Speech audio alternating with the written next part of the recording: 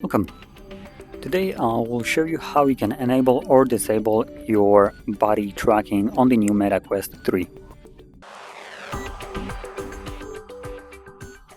So to get started, we're going to open up our settings and we're going to navigate to movement and tracking, and you'll have hand and body tracking right over here.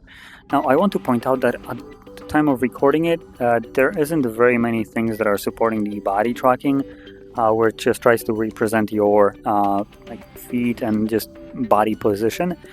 Primarily it's doing hand at the moment, which I assume needs to be just incorporated into games or applications for it to actually work, but the framework is here. And if you find that it's working a little bit too wonky because it is relatively new, you can simply turn it off. Now, like I said, it is also turning off everything else. So it will also turn off the hand tracking, so you no longer get the hand tracking as well.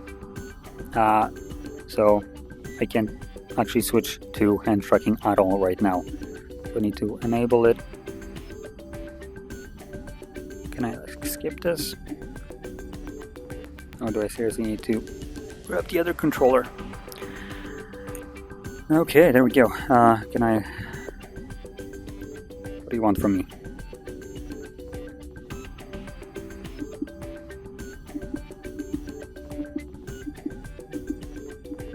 There we go. So going back, you can see that we have now rest of the options show up again. So just wanted to show this to people that might be interested. Anyway, if you found this very helpful, don't forget to hit like, subscribe, and thanks for watching.